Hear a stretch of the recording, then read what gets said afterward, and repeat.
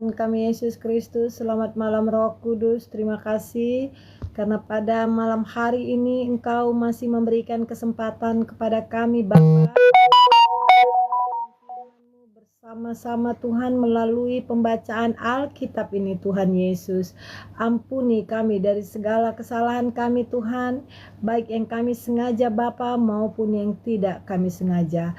Hadirlah Roh Kudus pada saat ini dari awal, pertengahan hingga akhirnya, sehingga kami benar-benar fokus, benar-benar tekun dan benar-benar mengerti akan firman-Mu pada malam hari ini.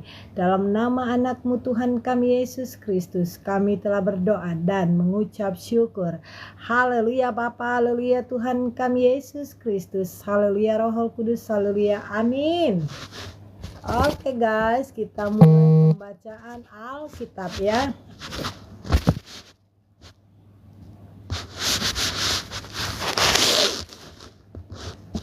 Kejadian pasal 31 ayat 1 sampai dengan ayat yang ke-55, demikian firman Tuhan. Yakub lari meninggalkan Laban. Kedengaranlah kepada Yakub anak-anak Laban berkata demikian, Yakub telah mengambil segala harta milik ayah kita dan dari harta itulah ia membangun segala kekayaannya. Lagi kelihatan kepada Yakub dari muka Laban bahwa Laban tidak lagi seperti yang sudah-sudah kepadanya. Lalu berfirmanlah Tuhan kepada Yakub, pulanglah ke negeri nenek moyangmu dan kepada kaummu, dan aku akan menyertai engkau. Sesudah itu Yakub menyuruh memanggil Rahel dan Lea untuk datang ke padang, ke tempat kambing dombanya. Lalu ia berkata kepada mereka, telah kulihat dari muka ayahmu bahwa ia tidak lagi seperti yang sudah-sudah kepadaku. Tetapi Allah ayahku menyertai aku, juga kamu sendiri tahu bahwa aku telah bekerja sekuat-kuatku pada ayahmu. Tetapi ayahmu telah berlaku curang kepadaku dan telah 10 kali mengubah upahku. Tetapi Allah tidak membiarkan dia berbuat jahat kepadaku. Apabila ia berkata, yang berbintik-bintiklah akan menjadi upahmu, maka segala kambing domba itu beroleh anak yang berbintik-bintik. Dan apabila ia berkata, yang bercoreng-coreng yang akan menjadi upahmu, maka segala kambing domba itu beroleh anak yang bercoreng-coreng. Demikianlah Allah mengambil ternak ayahmu dan memberikannya kepadaku. Pada suatu kali, pada masa kambing domba itu suka berkelamin, maka aku bermimpi dan melihat bahwa jantan-jantan yang menjantani kambing domba itu bercoreng-coreng, berbintik-bintik dan berbelang-belang. Dan malaikat Allah berfirman kepadaku dalam mimpi itu, Yakub, jawabku, ya Tuhan. Lalu ia berfirman, angkatlah mukamu dan lihatlah bahwa segala jantan yang menjantani kambing domba itu bercoreng-coreng, berbintik-bintik dan berbelang-belang. Sebab telah kulihat semua yang dilakukan oleh Laban itu kepadamu. Akulah Allah yang di Betel itu, di mana engkau mengurapi tugu dan di mana engkau bernazar kepadaku. Maka sekarang bersiaplah engkau, pergilah dari negeri ini dan pulanglah ke negeri sanak saudaramu. Lalu Rahel dan Lea menjawab Yakub, katanya, bukankah tidak ada lagi bagian atau warisan kami dalam rumah ayah kami? Bukankah kami ini dianggap sebagai orang asing? Karena ia telah menjual kami, juga bagian kami telah dihabiskannya sama sekali. Tetapi segala kekayaan yang telah diambil Allah dari ayah kami adalah milik kami dan anak-anak kami. Maka sekarang perbuatlah segala yang difirmankan Allah kepadamu.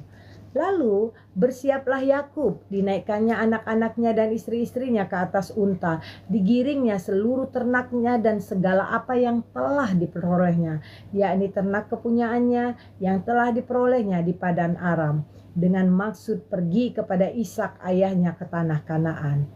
Adapun Laban telah pergi menggunting bulu domba-dombanya. Ketika itulah Rahel mencuri terafim ayahnya, dan Yakub mengakali Laban oleh Aram itu dengan tidak memberitahukan kepadanya bahwa ia mau lari. Demikianlah ia lari dengan segala harta miliknya. Ia berangkat menyeberangi sungai Efrat dan berjalan menuju pegunungan Gilead. Laban mengejar Yakub.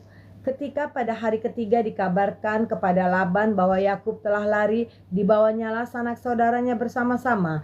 Dikejarnya Yakub 7 hari perjalanan jauhnya. Lalu ia dapat menyusulnya di pegunungan Gilead. Pada waktu malam datanglah Allah dalam suatu mimpi kepada Laban oleh orang Aram itu. Setelah berfirman kepadanya, "Jagalah baik-baik, supaya engkau jangan mengatai Yakub dengan sepatah kata pun."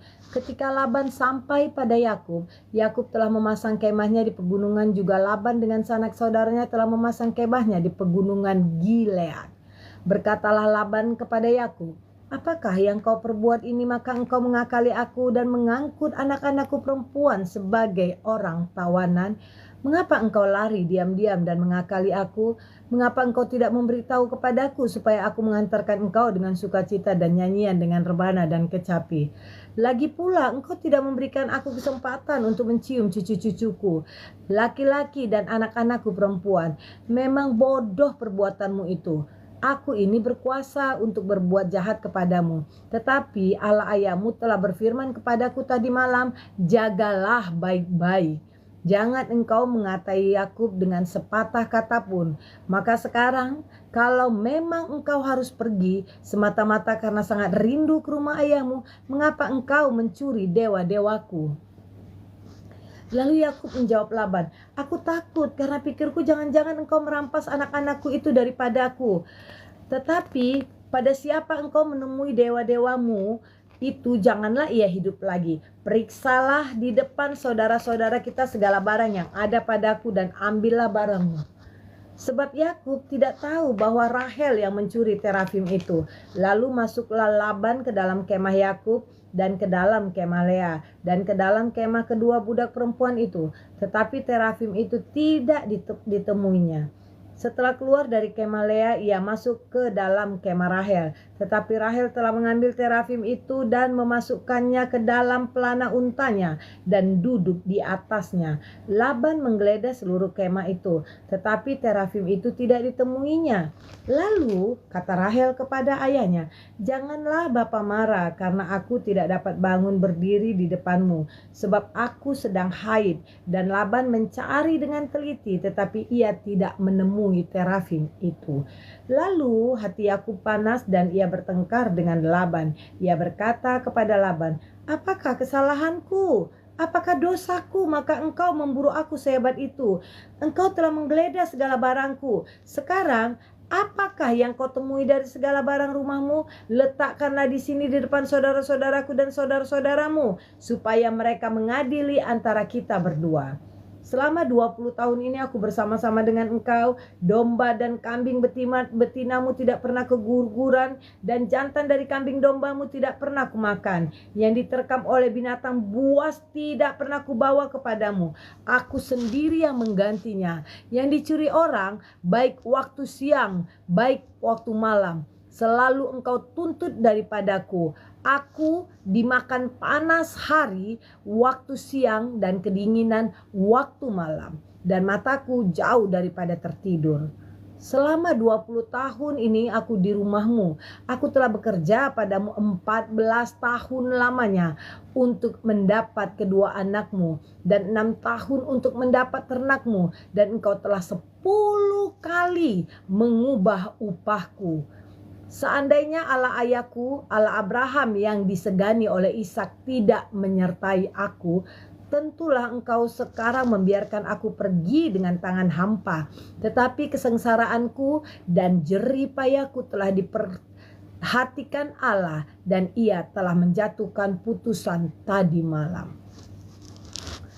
Perjanjian antara Yakub dan Laban. Lalu Laban menjawab Yakub, "Perempuan-perempuan ini anakku, dan anak-anak lelaki ini cucuku, dan ternak ini ternakku. Bahkan segala yang kau lihat di sini adalah milikku. Jadi apakah yang dapat kau perbuat sekarang kepada anak-anakku ini atau kepada anak-anak yang dilahirkan mereka? Maka sekarang marilah kita mengikat perjanjian, aku dan engkau, supaya itu menjadi kesaksian antara aku dan engkau." Kemudian Yakub mengambil sebuah batu dan didirikannya menjadi tugu. Selanjutnya berkatalah Yakub kepada sanak saudaranya, "Kumpulkanlah batu." Maka mereka mengambil batu itu dan membuat timbunan. Lalu makanlah mereka di sana di dekat timbunan itu. Laban menamai timbunan batu itu Yegar Sahaduta, tetapi Yakub menamainya Galed. Lalu kata Laban, "Timbunan batu ini pada hari ini menjadi kesaksian antara aku dan engkau. Itulah sebabnya timbunan itu dinamainya Galed dan juga Mispa. Sebab katanya, Tuhan kiranya berjaga-jaga antara aku dan engkau apabila kita berjauhan. Jika engkau mengaibkan anak-anakku dan jika engkau mengambil istri lain di samping anak-anakku itu, ingatlah, walaupun tidak ada orang di dekat kita, Allah juga yang menjadi saksi antara aku dan engkau." Selanjutnya kata Laban kepada Yakub, "Inilah timbunan batu dan inilah tugu yang kudirikan antara aku dan engkau. Timbunan batu dan tugu inilah menjadi kesaksian bahwa aku tidak akan melewati timbunan batu ini mendapatkan engkau, dan bahwa engkau pun tidak akan melewati timbunan batu dan tugu ini mendapatkan aku dengan berniat jahat. Allah Abraham dan Allah Nahor, Allah ayah mereka kiranya menjadi hakim antara kita." Lalu Yakub bersumpah demi yang disegani oleh Ishak ayahnya, dan Yakub mempersembahkan korban sembelihan di gunung itu. Ia mengundang makan sanak saudaranya, lalu mereka makan serta bermalam di gunung itu. Keesokan harinya pagi-pagi Laban mencium cucu-cucunya dan anak-anaknya serta memberkati mereka. Kemudian pulanglah Laban kembali ke tempat tinggalnya. Kejadian pasal 32 ayat 1 sampai dengan ayat yang ke-32, demikian firman Tuhan. Yakub takut bertemu Esau. Yakub melanjutkan perjalanannya, lalu bertemulah malaikat-malaikat Allah dengan dia. Ketika Yakub melihat mereka, berkatalah ia, "Ini bala tentara Allah." Sebab itu dinamainya tempat itu Mahanaim. Sesudah itu Yakub menyuruh utusannya berjalan lebih dahulu mendapatkan Esau kakaknya ke tanah Seir, daerah Edom. Ia memerintahkan kepada mereka, "Beginilah kamu katakan kepada tuanku, kepada Esau, beginilah kata hambamu Yakub, aku telah tinggal pada Laban sebagai orang asing dan diam di situ selama ini. Aku telah mempunyai lembu, sapi, keledai, dan kambing domba, budak laki-laki dan perempuan. Dan aku menyuruh memberitahukan hal ini kepada tuanku supaya aku mendapat kasihmu." Kemudian pulanglah para utusan itu kepada Yakub dan berkata, "Kami telah sampai kepada kakakmu, kepada Esau, dan ia pun sedang di jalan menemui engkau, diiringi oleh 400 orang. Lalu sangat takutlah Yakub dan merasa sesak hati. Maka dibaginyalah orang-orang yang bersama-sama dengan dia, kambing dombanya, lembu sapi dan untanya menjadi 2 pasukan. Sebab pikirnya, jika Esau datang menyerang pasukan yang satu sehingga terpukul kalah, maka pasukan yang tinggal akan terluput. Kemudian berkatalah Yakub, "Ya Allah nenekku Abraham dan Allah ayahku Ishak, ya Tuhan yang telah berfirman kepadaku, pulanglah ke negerimu serta kepada sanak saudaramu, dan aku akan berbuat baik kepadamu. Sekali-kali aku tidak layak untuk menerima segala kasih dan kesetiaan yang engkau tunjukkan kepada hambamu ini. Sebab aku membawa hanya tongkatku ini waktu aku menyeberangi sungai Yordan ini. Tetapi sekarang telah menjadi 2 pasukan. Lepaskanlah kiranya aku dari tangan kakakku, dari tangan Esau, sebab aku takut kepadanya. Jangan-jangan ia datang membunuh aku, juga ibu-ibu dengan anak-anaknya. Bukankah engkau telah berfirman, tentu aku akan berbuat baik kepadamu dan menjadikan keturunanmu sebagai pasir di laut yang karena banyaknya tidak dapat dihitung." Lalu bermalamlah ia di sana pada malam itu. Kemudian diambilnyalah dari apa yang ada padanya suatu persembahan untuk Esau kakaknya, yaitu 200 kambing betina dan 20 kambing jantan, 200 domba betina dan 20 domba jantan, 30 unta yang sedang menyusui serta beserta anak-anaknya, 40 lembu betina dan 10 lembu jantan, 20 keledai betina dan 10 keledai jantan. Diserahkannyalah semuanya itu kepada budak-budaknya untuk dijaga. Tiap-tiap kumpulan terbagi, dan ia berkata kepada mereka, berjalanlah kamu lebih dahulu dan jagalah supaya ada jarak antara kumpulan yang satu dengan kumpulan yang lain. Hani? Oi. Kenapa Dek disuruh jemput adek Excel? Hah? Mana kunci-kunci? Itu kenapa? Dia minta ngantar ini. Rasanya masih lama dia pulang. Baik. Shalom. Tapi panas rambut, nanti nggak? Ganteng kali. I love you. Yoi. Kunci nggak? Yoi.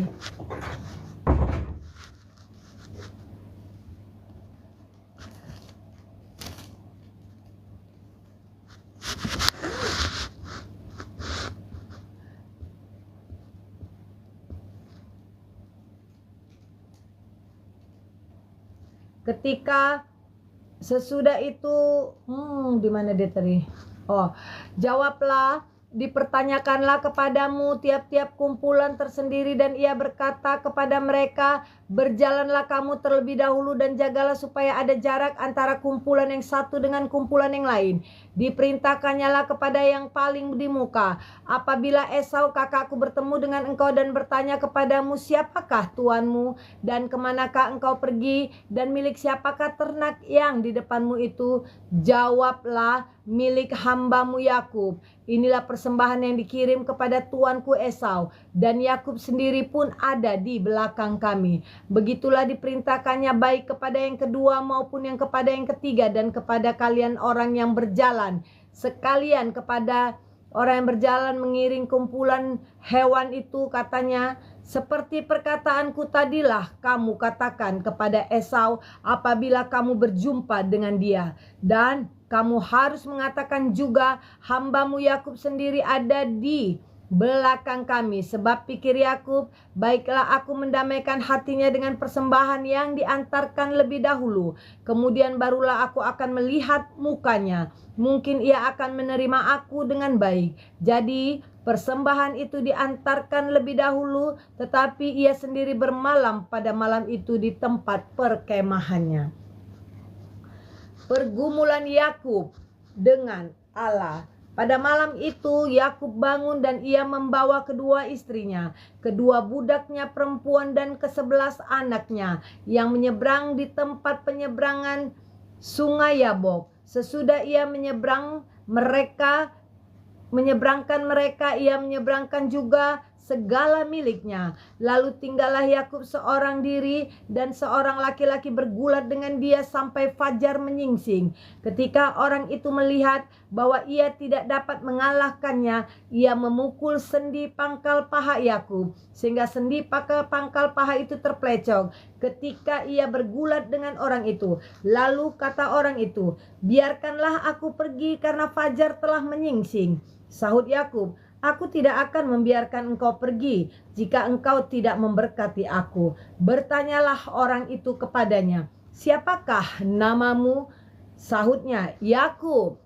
Lalu kata orang itu, namamu tidak akan disebut lagi Yakub, tetapi Israel, sebab engkau telah bergumul melawan Allah dan manusia, dan engkau menang. Bertanyalah Yakub, katakanlah juga namamu, tetapi sahutnya, mengapakah engkau menanyakan namaku? Lalu diberkatinyalah Yakub di situ.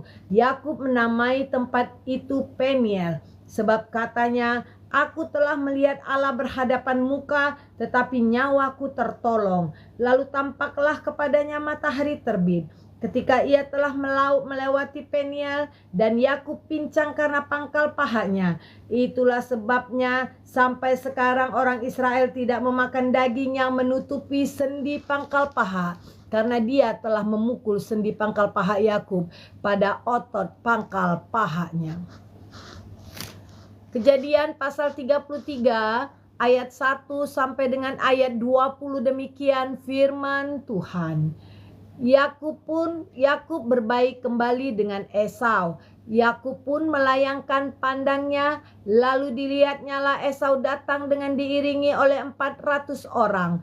Maka diserahkannyalah sebagian dari anak-anak itu kepada Lea dan sebagian kepada Rahel, serta kepada kedua budak perempuan itu. Ia menempatkan budak-budak perempuan itu beserta anak-anak mereka di muka, Lea beserta anak-anaknya di belakang mereka, dan Rahel beserta Yusuf di belakang sekali. Dan ia sendiri berjalan di depan mereka, dan ia sujud sampai ke tanah 7 kali, hingga ia sampai ke depan kakaknya. Tetapi Esau berlari mendapatkan dia, didekapnya dia, dipeluknya lehernya dan diciumnya dia. Lalu bertangis-tangisanlah mereka. Kemudian Esau melayangkan pandangnya, dilihatnyalah perempuan-perempuan dan anak-anak itu. Lalu ia bertanya, "Siapakah orang-orang yang beserta engkau ini?" Jawab Yakub, "Anak-anak yang telah dikaruniakan Allah kepada hambamu ini." Sesudah itu mendekatlah budak-budak perempuan itu beserta anak-anaknya. Lalu mereka sujud. Mendekat jugalah Lea beserta anak-anaknya, dan mereka pun sujud. Kemudian mendekatlah Yusuf beserta Rahel, dan mereka juga sujud. Berkatalah Esau, "Apakah maksudmu dengan seluruh pasukan yang telah bertemu dengan aku tadi?" Jawabnya, "Untuk mendapat kasih tuanku." Tetapi kata Esau, "Aku mempunyai banyak adikku, peganglah apa yang ada padamu." Tetapi kata Yakub, "Janganlah kiranya demikian. Jikalau aku telah mendapat kasihmu, terimalah persembahanku ini dari tanganmu. Karena memang melihat mukamu adalah bagiku serasa melihat wajah Allah, dan engkau pun berkenan menyambut aku. Terimalah kiranya pemberian tanda salam ini yang telah kubawa kepadamu, sebab Allah telah memberi karunia kepadaku, dan aku pun mempunyai segala-galanya." Lalu dibujuk-bujuknyalah Esau sehingga diterimanya. Kata Esau, "Baiklah, kita berangkat berjalan. Aku akan menyertai engkau." Tetapi Yakub berkata kepadanya, "Tuanku, maklum bahwa anak-anak ini masih kurang kuat, dan bahwa beserta aku ada kambing domba dan lembu sapi yang masih menyusui. Jika diburu-buru 1 hari saja, maka seluruh kumpulan binatang itu akan mati. Biarlah kiranya tuanku berjalan lebih dahulu dari hambamu ini, dan aku mau dengan hati-hati beringsut maju menurut langkah hewan yang berjalan di depanku, dan menurut langkah anak-anak, sampai aku tiba pada tuanku di Seir."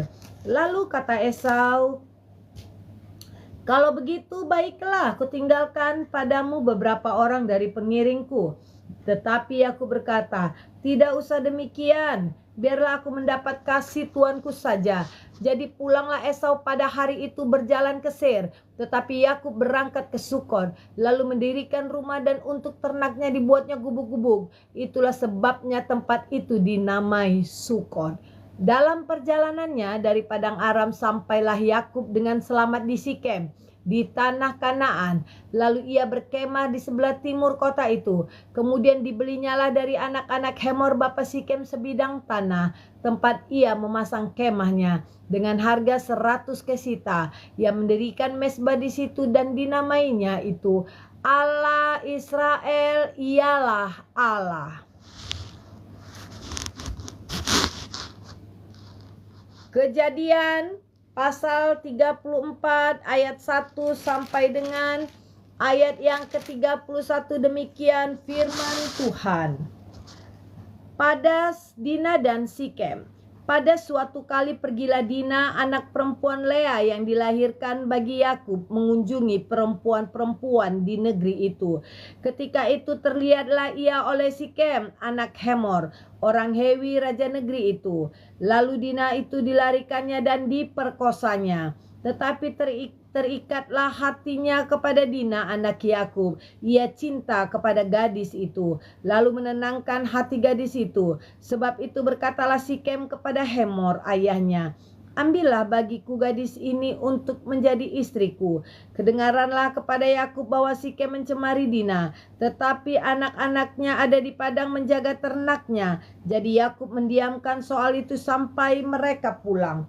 Lalu Hemor ayah Sikem pergi mendapatkan Yakub untuk berbicara dengan dia. Sementara itu anak-anak Yakub pulang dari padang, dan sesudah mendengar peristiwa itu, orang-orang ini sakit hati dan sangat marah karena Sikem telah berbuat noda di antara orang Israel dengan memperkosa anak perempuan Yakub. Sebab yang demikian Itu tidak patut dilakukan. Berbicaralah Hemor kepada mereka itu, hati Sikem anakku mengingini anakmu.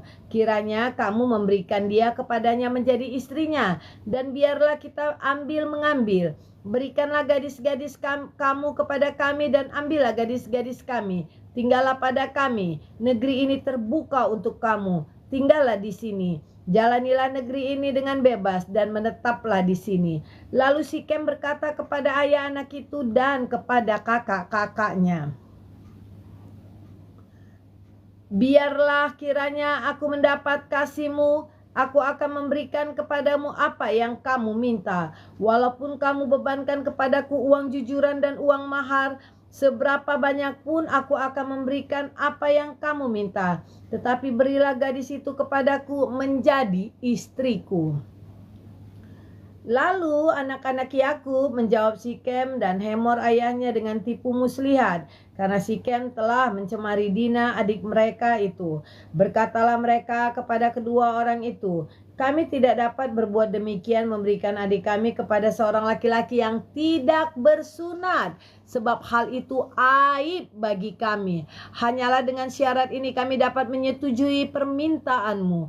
Kamu harus sama seperti kami, yaitu setiap laki-laki di antara kamu harus disunat.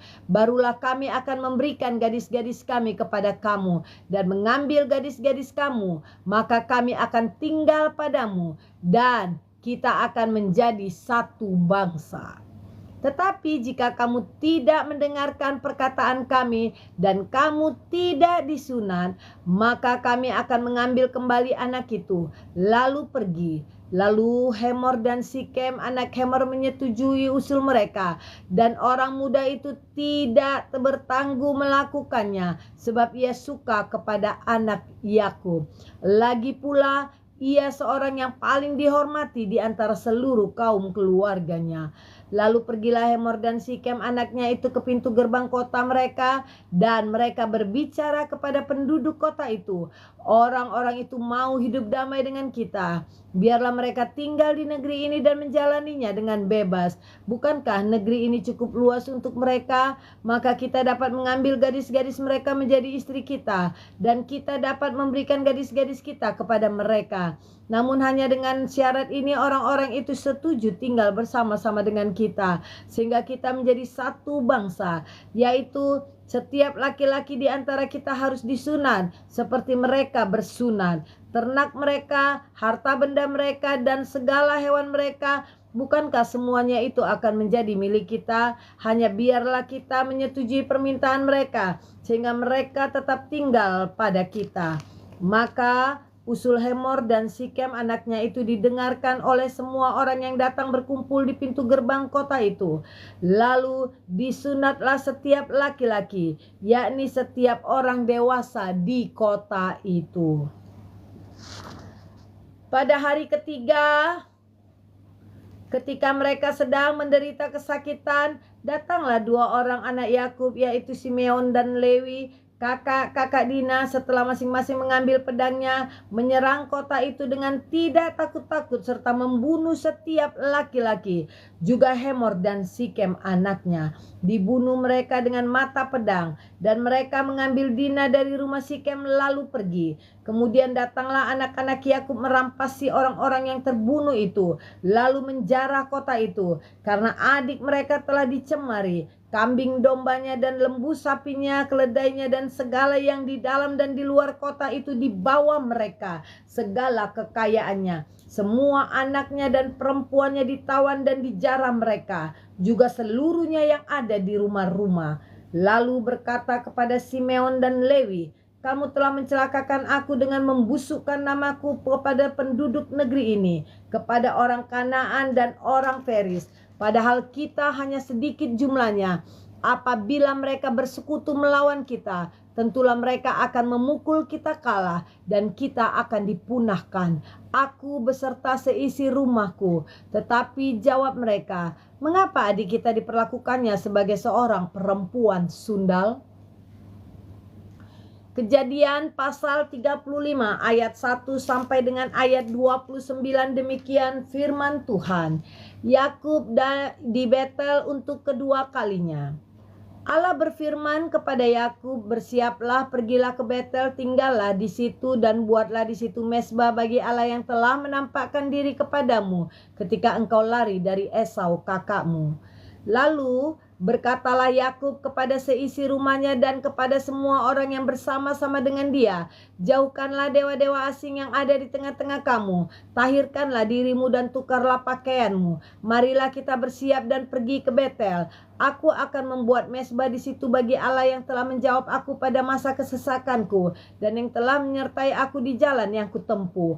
Mereka menyerahkan kepada Yakub segala dewa asing yang dipunyai mereka dan anting-anting yang ada pada telinga mereka. Lalu Yakub menanamnya di bawah pohon besar yang dekat Sikem. Sesudah itu berangkatlah mereka dan kedahsyatan yang dari Allah meliputi kota-kota sekeliling mereka, sehingga anak-anak Yakub tidak dikejar. Lalu sampailah Yakub ke Luz yang di tanah Kanaan, yaitu Betel, ia dan semua orang yang bersama-sama dengan dia. Didirikannya mezbah di situ dan dinamainyalah tempat itu El Betel, karena Allah telah menyatakan diri kepadanya di situ ketika ia lari terhadap kakaknya. Ketika Deborah inang pengasuh Ribka mati, dikuburkanlah ia di sebelah hilir Betel di bawah pohon besar yang dinamai orang pohon besar penangisan. Setelah Yakub datang dari Padan Aram, maka Allah menampakkan diri pula kepadanya dan memberkati dia. Firman Allah kepadanya, "Namamu Yakub. Dari sekarang namamu bukan lagi Yakub, melainkan Israel. Itulah yang akan menjadi namamu." Maka Allah menamai dia Israel. Lalu firman Allah kepadanya, "Akulah Allah yang Maha Kuasa, beranak cuculah dan bertambah banyak satu bangsa, bahkan perkumpulan bangsa-bangsa dan terjadi daripadamu, dan raja-raja akan berasal daripadamu. Dan negeri ini yang telah kuberikan kepada Abraham dan kepada Ishak akan kuberikan kepadamu dan juga kepada keturunanmu." Lalu naiklah Allah meninggalkan Yakub dari tempat ia berfirman kepadanya. Kemudian Yakub mendirikan tugu di tempat itu, yakni Tugu Batu. Ia mempersembahkan korban curahan dan menuangkan minyak di atasnya. Yakub menamai tempat di mana Allah telah berfirman kepadanya Betel. Kelahiran Benyamin, Rahel mati. Sesudah itu berangkatlah mereka dari Betel ketika mereka tidak berapa jauh lagi dari Efrata. Bersalinlah Rahel dan bersalinnya itu sangat sukar. Sedang ia sangat sukar bersalin, berkatalah bidan kepadanya, "Janganlah takut, sekarang ini pun laki-laki yang kau dapat." Dan ketika ia hendak menghembuskan napas sebab ia mati, kemudian diberikannya nama Benoni kepada anak itu, tetapi ayahnya menamainya Benyamin. Demikianlah Rahel mati. Lalu ia dikubur di sisi jalan ke Efrata, yaitu Betlehem. Yakub mendirikan tugu di atas kuburnya. Itulah tugu kubur Rahel sampai sekarang. Sesudah itu berangkatlah istri Israel, lalu ia memasang kemahnya di seberang Migdal Eder. Seketika Israel diam di negeri ini, terjadilah bahwa Ruben sampai tidur dengan Bilha, gundik ayahnya, dan kedengaranlah hal itu kepada Israel. Anak-anak Yakub, Ishak mati. Adapun anak-anak lelaki Yakub 12 orang jumlahnya. Anak-anak Lea ialah Ruben, anak sulung Yakub. Kemudian Simeon, Lewi, Yehuda, Isakar, dan Zebulon. Anak-anak Rahel ialah Yusuf dan Benyamin. Dan anak-anak Bilha, budak perempuan Rahel, ialah Dan serta Naftali. Dan anak-anak Jilpa, budak perempuan Lea, ialah Gad dan Aser. Itulah anak-anak lelaki Yakub yang dilahirkan baginya di Padang Aram. Di Padan Aram. Lalu sampailah Yakub kepada Ishak ayahnya di Mamre dekat Kiryat Arba. Itulah Hebron, tempat Abraham dan Ishak tinggal sebagai orang asing. Adapun umur Ishak 180 tahun. Lalu meninggallah Ishak. Ia mati dan dikumpulkan kepada kaum leluhurnya. Ia tua dan suntuk umur. Maka Esau dan Yakub anak-anaknya itu menguburkan dia. Kejadian pasal 36 ayat 1 sampai dengan ayat yang ke-43, demikian firman Tuhan. Keturunan Esau. Inilah keturunan Esau, yaitu Edom. Esau mengambil perempuan-perempuan Kanaan menjadi istrinya, yakni Ada anak Elon orang Het dan Oholibama anak Ana anak Zibeon orang Hewi dan Basmat anak Ismael adik Nebayot. Ada melahirkan Elifas bagi Esau dan Basmat melahirkan Rehuel. Dan Oholibama melahirkan Yus, Yaelam, dan Korah. Itulah anak-anak Esau yang lahir baginya di tanah Kanaan. Esau membawa istri-istrinya, anak-anaknya lelaki dan perempuan, dan semua orang yang ada di rumahnya, ternaknya, segala hewannya, dan segala harta benda yang telah diperolehnya di tanah Kanaan. Lalu pergilah ia ke negeri lain, dan ia meninggalkan Yakub adiknya itu, sebab harta milik mereka terlalu banyak sehingga mereka tidak dapat tinggal bersama-sama, dan negeri penumpangan mereka tidak dapat memuat mereka karena banyaknya ternak mereka. Maka menetaplah Esau di pegunungan Seir. Esau itulah Edom. Inilah keturunan Esau, bapa orang Edom di pegunungan Seir.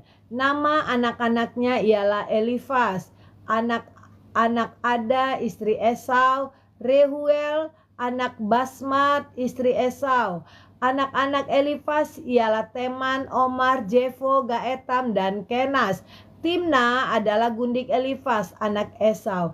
Ia melahirkan Amalek bagi Elifas. Itulah cucu-cucu Ada istri Esau. Inilah anak-anak Rehuel, Nahat, Jera, Syama, dan Miza. Itulah cucu-cucu Basmat istri Esau. Inilah anak-anak Oholibama. Istri Esau itu anak Ana, anak Zibeon. Ia melahirkan bagi Esau Yeus, Yaelam, dan Korah. Inilah kepala-kepala kaum Bani Esau, keturunan Elifas, anak sulung Esau. Ialah kepala kaum Teman, kepala kaum Omar, kepala kaum Jefo, kepala kaum Kenas, kepala kaum Korah, kepala kaum Gaetam, dan kepala kaum Amalek. Itulah kepala-kepala kaum Elifas di tanah Edom. Itulah keturunan Ada. Inilah keturunan Rehuel anak Esau, kepala kaum Nahan, kepala kaum Jera, kepala kaum Syama, dan kepala kaum Miza. Itulah kepala-kepala kaum Rehuel di tanah Edom. Itulah keturunan Basmat istri Esau. Inilah keturunan Oholibama istri Esau, kepala kaum Yeus, kepala kaum Yaelam, kepala kaum Korah. Itulah kepala-kepala kaum Oholibama istri Esau anak Ana. Itulah Bani Esau, yakni Edom, dan itulah kepala-kepala kaum mereka. Keturunan Seir. Inilah anak-anak Seir orang Hori, penduduk negeri itu: Lotan, Syobal, Gibeon, Ana, Dishon, Ejer, Dishan. Itulah kepala-kepala kaum orang Hori, anak-anak Seir di tanah Edom. Anak-anak Lotan ialah Hori dan Heman, dan saudara perempuan Lotan ialah Timna. Inilah anak-anak Syobal, Alwan, Manahat, Ebal, Shepo, dan Onam. Inilah anak-anak Gibeon, Aya, dan Ana. Ana inilah yang menemui mata air panas di padang gurun ketika ia sedang mengembalakan keledai Gibeon ayahnya itu. Inilah anak-anak Ana, Dishon, dan Oholibama, anak perempuan Ana. Inilah anak-anak Dishon, Hemdam, Eshiban, Yitran, dan Keran. Inilah anak-anak Ejer, Bilhan, Jahwan, dan Akan. Inilah anak-anak Dishan, Us, dan Aran. Itulah kepala-kepala kaum orang Hori, kepala kaum Lotan, kepala kaum Syobal, kepala kaum Gibeon, kepala kaum Ana, kepala kaum Dishon, dan kepala kaum Ejer, dan kepala kaum Dishan. Itulah kepala-kepala kaum orang Hori, kaum demi kaum di tanah Seir. Raja-raja Edom. Inilah raja-raja yang memerintah di tanah Edom sebelum ada seorang raja yang memerintah atas orang Israel. Di Edom yang memerintah ialah Bela bin Beor dan kotanya bernama Dinhaba. Setelah Bela mati, Yoab bin Zera dari Bozra menjadi raja menggantikan dia. Setelah Yobab mati, Husyam dari negeri orang Teman menjadi raja menggantikan dia. Setelah Husam mati, Hadad bin Bedad menjadi raja menggantikan dia. Dialah yang memukul kala orang Midian di daerah Moab dan kotanya bernama Awid. Setelah Hadad mati, Samla dari Masreka menjadi raja menggantikan dia. Setelah Samla mati, Saul dari Rehobot dan yang di pinggir sungai menjadi raja menggantikan dia. Setelah Saul mati, Baal Hanan bin Akbor menjadi raja menggantikan dia. Setelah Baal Hanan bin Akbor mati di Hadar menjadi raja menggantikan dia. Kotanya bernama Pahu dan istrinya bernama Mehitabel binti Matred binti Mejahab. Inilah nama kepala-kepala kaum Esau menurut kaum dan tempat mereka dengan nama mereka masing-masing. Kepala kaum Timna, kepala kaum Alwa, kepala kaum Yeted, kepala kaum Holibama, kepala kaum Ela, kepala kaum Pinon, kepala kaum Kenas, kepala kaum Teman, kepala kaum Misjar, kepala kaum Magdiel, dan kepala kaum Iran. Itulah kepala-kepala kaum Edom menurut tempat kediaman mereka di tanah milik mereka. Edom ialah Esau, bapa orang Edom. Kejadian pasal 37 ayat 1 sampai dengan ayat 36, demikian firman Tuhan. Yusuf dan saudara-saudaranya. Adapun Yakub, ia diam di negeri penumpangan ayahnya, yakni di tanah Kanaan. Inilah riwayat keturunan Yakub. Yusuf tak kalah berumur 17 tahun. Jadi masih muda, biasa menggembalakan kambing domba bersama-sama dengan saudara-saudaranya, anak-anak Bilha dan Jilpa, kedua istri ayahnya. Dan Yusuf menyampaikan kepada ayahnya kabar tentang kejahatan saudara-saudaranya. Israel lebih mengasihi Yusuf dari semua anaknya yang lain, sebab Yusuf itulah anaknya yang lahir daripada masa tuanya, dan ia menyuruh membuat jubah yang maha indah bagi dia. Setelah dilihat oleh saudara-saudaranya bahwa ayahnya lebih mengasihi Yusuf dari semua saudaranya, maka bencilah mereka itu kepadanya dan tidak mau menyapanya dengan ramah.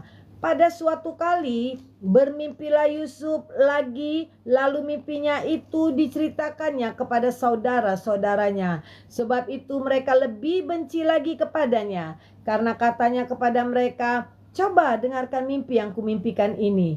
Tampak kita sedang di ladang mengikat berkas-berkas gandum, lalu bangkitlah berkasku dengan tegak dan berdiri. Kemudian datanglah berkas-berkas kamu sekalian mengelilingi dan sujud menyembah kepada berkasku itu." Lalu saudara-saudaranya berkata kepadanya, "Apakah engkau ingin menjadi raja atas kami? Apakah engkau ingin berkuasa atas kami?" Jadi makin bencilah mereka kepadanya karena mimpinya dan karena perkataannya itu. Lalu ia memimpikan pula mimpi yang lain yang diceritakannya kepada saudara-saudaranya. Katanya, "Aku bermimpi pula, tampak matahari, bulan, dan 11 bintang sujud menyembah kepadaku." Setelah hal ini diceritakannya kepada ayah dan saudara-saudaranya, maka ia ditegur oleh ayahnya, "Mimpi apa mimpimu itu? Masa aku dan ibumu serta saudara-saudaramu sujud menyembah kepadamu sampai ke tanah?" Maka iri hatilah saudara-saudaranya kepadanya, tetapi ayahnya menyimpan hal itu dalam hatinya. Yusuf dijual ke tanah Mesir. Pada suatu kali pergilah saudara-saudaranya menggembalakan kambing domba ayahnya dekat Sikem. Lalu Israel berkata kepada Yusuf, "Bukankah saudara-saudaramu menggembalakan kambing domba dekat Sikem? Marilah engkau kusuruh kepada mereka." Sahut Yusuf, "Ya Bapa." Kata Israel kepadanya, "Pergilah engkau melihat apakah baik keadaan saudara-saudaramu dan keadaan kambing domba, dan bawalah kabar tentang itu kepadaku." Lalu Yakub menyuruh dia dari lembah Hebron, dan Yusuf pun sampailah ke Sikem. Ketika Yusuf berjalan ke sana kemari ke sana Kemari di padang bertemulah ia dengan seorang laki-laki yang bertanya kepadanya, "Apakah yang kau cari?" Sahutnya, "Aku mencari saudara-saudaraku. Tolonglah katakan kepadaku di mana mereka menggembalakan kambing domba." Lalu orang itu menjawab, "Mereka telah berangkat dari sini sebab telah kudengar mereka berkata, 'Marilah kita pergi ke Dotan.'" Maka Yusuf menyusul saudara-saudaranya itu dan didapatinya mereka di Dotan. Dari jauh ia telah kelihatan kepada mereka, tetapi sebelum ia dekat pada mereka, mereka telah bermufakat mencari daya upaya untuk membunuhnya. Kata mereka seorang kepada yang lain, "Lihat, tukang mimpi kita itu datang. Sekarang marilah kita bunuh dia dan kita lemparkan ke dalam salah satu sumur ini. Lalu kita katakan, seekor binatang buas telah menerkamnya dan kita akan lihat nanti bagaimana jadinya mimpinya itu." Ketika Ruben mendengar hal itu, ia ingin melepaskan Yusuf dari tangan mereka. Sebab itu katanya, "Janganlah kita bunuh dia." Lalu kata Ruben kepada mereka, "Janganlah tumpahkan darah. Lemparkanlah dia ke dalam sumur yang ada di padang gurun ini, tetapi janganlah apa-apakan dia." Maksudnya hendaklah melepaskan Yusuf dari tangan mereka dan membawanya kembali kepada ayahnya. Baru saja Yusuf sampai kepada saudara-saudaranya, mereka pun menanggalkan jubah Yusuf, jubah maha indah yang dipakainya itu, dan mereka membawa dia dan dilemparkannya dia ke dalam sumur. Sumur itu kosong, tidak berair. Kemudian duduklah mereka untuk makan. Ketika mereka mengangkat muka, kelihatanlah kepada mereka suatu kafilah orang Ismail datang dari Gilead dengan untanya yang membawa damar balsam dan damar ladan. Dalam perjalanannya mengangkut barang-barang itu ke Mesir. Lalu kata Yehuda kepada saudara-saudaranya itu, "Apakah untungnya kalau kita membunuh adik kita itu dan menyembunyikan darahnya? Marilah kita jual dia kepada orang Ismail ini. Tetapi janganlah kita apa-apakan dia karena ia saudara kita, darah daging kita." Dan saudara-saudaranya mendengarkan perkataan itu. Ketika ada saudagar-saudagar Midian lewat, Yusuf diangkat ke atas dan dari dalam sumur itu kemudian dijual kepada orang Ismail itu dengan harga 20 shikal perak. Lalu Yusuf dibawa mereka ke Mesir. Ketika Ruben kembali ke sumur itu, ternyata Yusuf tidak ada lagi di dalamnya. Lalu dikoyakkannya bajunya dan kembalilah ia kepada saudara-saudaranya. Katanya, "Anak itu tidak ada lagi. Kemanakah aku ini?" Kemudian mereka mengambil jubah Yusuf dan menyembelih seekor kambing, lalu mencelupkan jubah itu ke dalam darahnya. Jubah maha indah mereka suruh antarkan kepada ayah mereka dengan pesan, "Ini kami dapati, silakan Bapak periksa apakah jubah ini milik anak Bapak atau tidak." Ketika Yakub memeriksa jubah itu, ia berkata, "Itu jubah anakku. Binatang buas telah memakannya, tentulah Yusuf telah diterkamnya." Dan Yakub mengoyakkan jubahnya, lalu mengenakan kain kabung pada pinggangnya, dan bergabunglah ia berhari-hari lamanya karena anaknya itu. Sekalian anaknya laki-laki dan perempuan berusaha menghiburkan dia, tetapi ia menolak dihiburkan serta katanya, "Tidak, aku akan berkabung sampai aku turun mendapatkan anakku ke dalam dunia orang mati." Demikianlah Yusuf ditangisi oleh ayahnya. Adapun Yusuf ia dijual oleh orang Midian itu ke Mesir kepada Potifar, seorang pegawai istana Fir'aun, kepala pengawal raja. Kejadian pasal 38 ayat 1 sampai dengan ayat 30, demikian firman Tuhan. Yehuda dan Tamar. Pada waktu itu Yehuda meninggalkan saudara-saudaranya dan menumpang pada seorang adulam yang namanya Hira. Di situ Yehuda melihat anak perempuan seorang Kanaan, nama orang itu ialah Syua. Lalu Yehuda kawin dengan perempuan itu dan menghampirinya. Perempuan itu mengandung, lalu melahirkan seorang anak laki-laki dan menamai anak itu Er. Sesudah itu perempuan itu mengandung lagi, lalu melahirkan seorang anak laki-laki dan menamai anak itu Onan. Kemudian perempuan itu melahirkan seorang anak laki-laki sekali lagi dan menamai anak itu Shelah. Yehuda sedang berjalan di Kezib ketika anak itu dilahirkan. Sesudah itu Yehuda mengambil bagi Er anak sulungnya seorang istri yang bernama Tamar. Tetapi Er anak sulung Yehuda itu adalah jahat di mata Tuhan, maka Tuhan membunuh dia. Lalu berkatalah Yehuda kepada Onan, hampirilah istri kakakmu itu, kawinlah dengan dia sebagai ganti kakakmu dan bangkitkanlah keturunan bagi kakakmu. Tetapi Onan tahu bahwa bukan ia dan empunya keturunannya nanti. Sebab itu sekali lagi ia menghampiri istri kakaknya itu. Ia membiarkan maninya terbuang supaya ia jangan memberi keturunan kepada kakaknya. Tetapi yang dilakukannya itu adalah jahat di mata Tuhan, maka Tuhan membunuh dia juga. Lalu berkatalah Yehuda kepada Tamar menantunya itu, tinggallah sebagai janda di rumah ayahmu sampai anakku Shelah itu besar. Sebab pikirnya, jangan-jangan ia mati seperti kedua kakaknya itu. Maka pergilah Tamar dan tinggal di rumah ayahnya. Setelah beberapa lama matilah anak Syua istri Yehuda. Habis berkabung pergilah Yehuda ke Timna kepada orang-orang yang menggunting bulu domba-dombanya bersama dengan Hira, sahabatnya orang Adulam itu. Ketika dikabarkannya kepada Tamar bahwa mertuanya sedang di jalan ke Timna untuk menggunting bulu domba-dombanya, maka ditinggalkannya lah pakaian kejandaannya. Ia bertelukung dan berselubung. Lalu pergi duduk di pintu masuk ke Enaim yang di jalan ke Timna, karena dilihatnya bahwa Shelah telah menjadi besar, dan dia tidak diberikan juga kepada Shelah itu untuk menjadi istrinya. Ketika Yehuda melihat dia, disangkanyalah dia seorang perempuan sundal karena ia menutupi mukanya. Lalu berpalinglah Yehuda mendapatkan perempuan yang di pinggir jalan itu serta berkata, marilah aku mau menghampiri engkau. Sebab ia tidak tahu bahwa perempuan itu menantunya. Tanya perempuan itu, apakah yang akan kau berikan kepadaku jika engkau menghampiri aku? Jawabnya, aku akan mengirimkan kepadamu seekor anak kambing dan kambing dombaku. Kata perempuan itu, asal engkau memberikan tanggungannya sampai engkau mengirimkannya kepadaku. Tanyanya, apakah tanggungan yang harus kuberikan kepadamu? Jawab perempuan itu, cap meteraimu serta kalungmu dan tongkat yang ada di tanganmu itu. Lalu diberikannya semuanya itu kepadanya. Maka ia menghampirinya. Perempuan itu mengandung daripadanya. Bangunlah perempuan itu lalu pergi, ditanggalkannya telukungnya dan dikenakannya pula pakaian kejandaannya. Adapun Yehuda, ia mengirimkan anak kambing itu dengan perantaraan sahabatnya orang Adulam itu untuk mengambil kembali tanggungannya dari tangan perempuan itu. Tetapi perempuan itu tidak dijumpainya lagi. Ia bertanya-tanya di tempat tinggal perempuan itu, di manakah perempuan jalan yang duduk tadinya di pinggir jalan di Enaim itu? Jawab mereka, tidak ada di sini perempuan jalan. Kembalilah kepada Yehuda dan berkata, tidak ada kujumpai dia. Dan juga orang-orang di tempat itu berkata, tidak ada perempuan jalang di sini.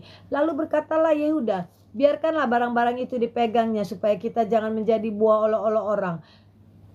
Sungguhlah anak kambing itu telah kukirimkan, tetapi engkau tidak menjumpai perempuan itu. Sesudah kira-kira 3 bulan dikabarkannya lah kepada Yehuda, Tamar menantumu bersundal, bahkan ia telah mengandung dari persundalannya itu. Lalu kata Yehuda, bawalah perempuan itu supaya dibakar. Waktu dibawa perempuan itu, menyuruh orang kepada mertuanya mengatakan, dari laki-laki yang punya barang-barang inilah aku mengandung. Juga dikatakannya, periksalah siapa yang punya cap meterai serta kalung dan tongkat ini. Yehuda memeriksa barang-barang itu lalu berkata, bukan aku tetapi perempuan itulah yang benar, karena memang aku tidak memberikan dia kepada Shelah anakku, dan ia tidak bersetubuh lagi dengan perempuan itu.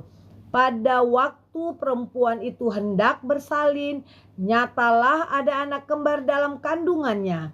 Dan ketika ia bersalin, seorang dari anak itu mengeluarkan tangannya, lalu dipegang oleh bidan, diikatnya dengan benang kirmizi serta berkata, inilah yang lebih dahulu keluar. Ketika anak itu menarik tangannya kembali, keluarlah saudaranya laki-laki. Dan bidan itu berkata, alangkah kuatnya engkau menembus keluar. Maka anak itu dinamai Peres. Sesudah itu keluarlah saudaranya laki-laki yang tangannya telah terikat benang kirmiji itu. Lalu kepadanya diberikan nama Zerah. Kejadian pasal 39 ayat 1 sampai dengan ayat yang ke-23, demikian firman Tuhan. Yusuf di rumah Potifar. Adapun Yusuf telah dibawa ke Mesir, dan Potifar seorang Mesir Pegawai istana Firaun, kepala pegawai raja, membeli dia dari tangan seorang Ismail yang telah membawa dia ke situ. Tetapi Tuhan menyertai Yusuf sehingga ia menjadi seorang yang selalu berhasil dalam pekerjaannya. Maka tinggallah ia di rumah tuannya orang Mesir itu setelah dilihat oleh tuannya bernama Yusuf disertai Tuhan, dan bahwa Tuhan membuat berhasil segala sesuatu yang dikerjakannya. Maka Yusuf mendapat kasih tuannya dan ia boleh melayani dia. Kepada Yusuf diberikannya kuasa atas rumahnya dan segala miliknya diserahkan pada kekuasaan Yusuf. Sejak ia memberikan kuasa dalam rumahnya dan atas segala miliknya kepada Yusuf, Tuhan memberkati rumah orang Mesir itu karena Yusuf, sehingga berkat Tuhan ada atas segala miliknya, baik yang di rumah maupun yang di ladang. Segala miliknya diserahkannya pada kekuasaan Yusuf, dan dengan bantuan Yusuf dia tidak usah lagi mengatur apa-apa pun selain dari makanannya sendiri.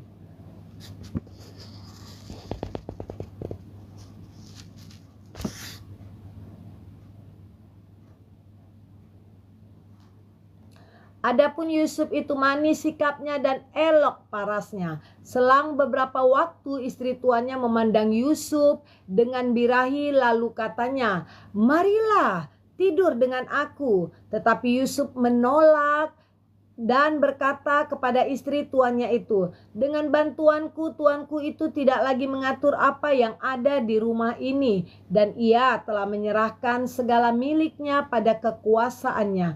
Bahkan di rumah ini ia tidak lebih besar kuasanya daripadaku. Dan tiada yang tidak diserahkannya kepadaku selain daripada engkau, sebab engkau istrinya. Bagaimana mungkin aku melakukan kejahatan yang besar ini dan berbuat dosa terhadap Allah?" Walaupun dari hari ke hari perempuan itu membujuk Yusuf, Yusuf tidak mendengarkan bujukannya itu dan untuk tidur di sisinya dan bersetubuh dengan dia. Pada suatu hari masuklah Yusuf ke dalam rumah untuk melakukan pekerjaannya. Sedang dari seisi rumah itu seorang pun tidak ada di rumah.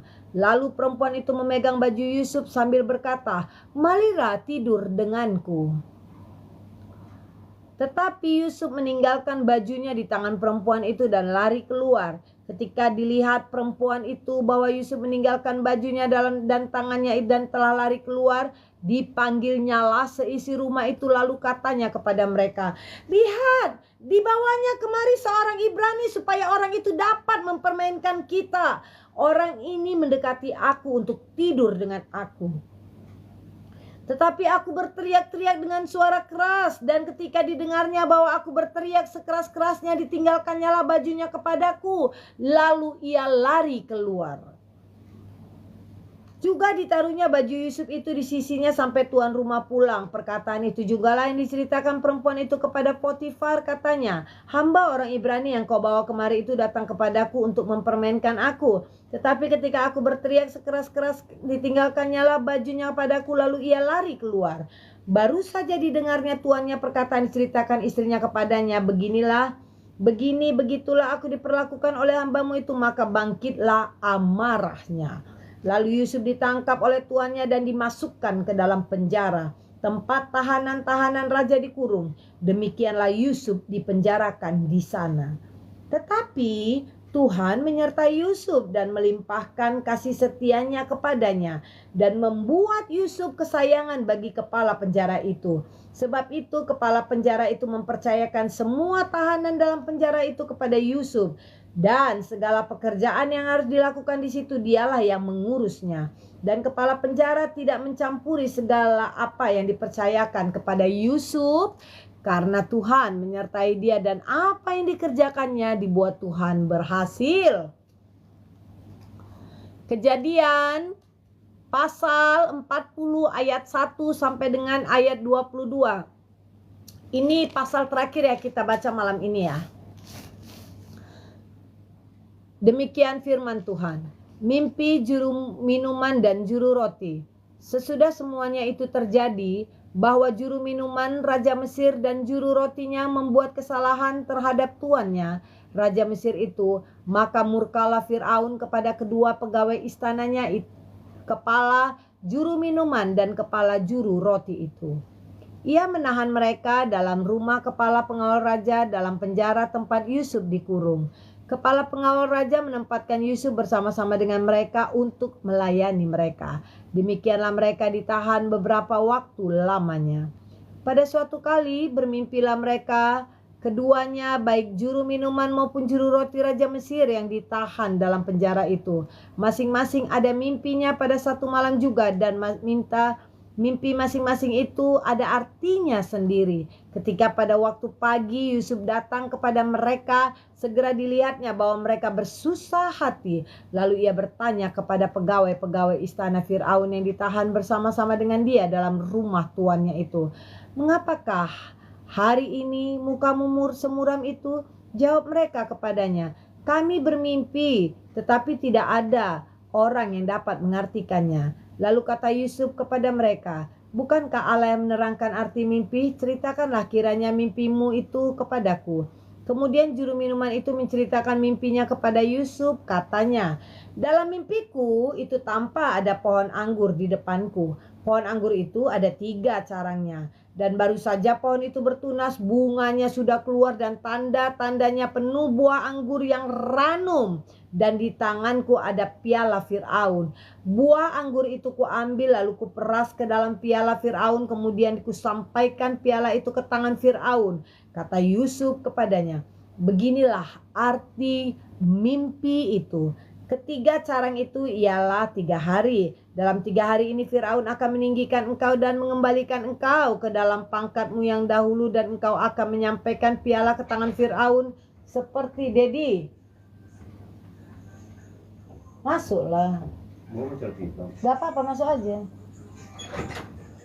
Excel gak dapat kabar? Belum, makanya ini ya, aku tidur dulu. Tutup sayang. "Ketika engkau jadi juru minuman, tetapi ingatlah kepadaku apabila keadaanmu telah baik, nanti tunjukkanlah terima kasihmu kepadaku dalam menceritakan hal ihwalku kepada Fir'aun, dan tolonglah keluarkan aku dari rumah ini. Sebab aku diculik begitu saja dari negeri orang Ibrani, dan di sini aku tidak pernah melakukan apa-apa yang menyebabkan aku layak dimasukkan ke dalam liang tutupan ini." Setelah dilihat oleh kepala juru roti betapa baik arti mimpi itu, berkatalah ia kepadanya, "Aku pun bermimpi juga. Tampaklah aku menjunjung 3 bakul berisi penganan. Dalam bakul atas ada berbagai-bagai makanan untuk Fir'aun, buatan juru roti. Tetapi burung-burung memakannya dari dalam bakul yang di atas kepalaku." Yusuf menjawab, "Beginilah arti mimpi itu. Ketiga bakul itu artinya 3 hari. Dalam 3 hari ini Fir'aun akan meninggikan engkau tinggi ke atas dan menggantung engkau pada sebuah tiang. Dan burung-burung akan memakan dagingmu dari tubuhmu. Dan terjadilah pada hari ketiga, hari kelahiran Fir'aun, maka Fir'aun mengadakan perjamuan untuk semua pegawainya. Ia meninggikan kepala juru minuman dan kepala juru roti itu di tengah-tengah para pegawainya. Kepala juru minuman itu dikembalikannya ke dalam jabatannya, sehingga ia menyampaikan pula piala ke tangan Fir'aun. Tetapi kepala juru roti itu digantungnya seperti yang ditakdirkan Yusuf kepada mereka. Tetapi Yusuf tidaklah diingat oleh kepala juru minuman itu, melainkan dilupakannya. Oke semuanya, sahabat Nova Batam Shop, kita sudah membaca tadi ya dari Kejadian ya pasal 31 sampai pasal 40 ya. Sekarang kita akhiri dengan doa. Mari kita berdoa. Terima kasih Allah Bapa yang terkasih, Tuhan kami Yesus Kristus dan Roh Kudus. Luar biasa Engkau pada malam hari ini Bapa. Luar biasa Engkau menyertai pembacaan Alkitab pada malam hari ini, sehingga kami mendengarkan suara-Mu Tuhan. Pada malam hari ini melalui pembacaan firman-Mu yang ada tertulis di dalam Alkitab. Terima kasih Bapa yang terkasih, biarlah firman-Mu ini menjadi rema bagi kehidupan kami, untuk kami senantiasa selalu bersyukur di dalam nama-Mu, untuk kami selalu merendahkan hati kami, mengucap syukur, mengampuni setiap orang yang bersalah kepada kami, seperti Engkau Tuhan Yesus yang selalu mengampuni segala kesalahan kami. Terima kasih Tuhan kami Yesus Kristus buat pengorbanan-Mu di kayu salib.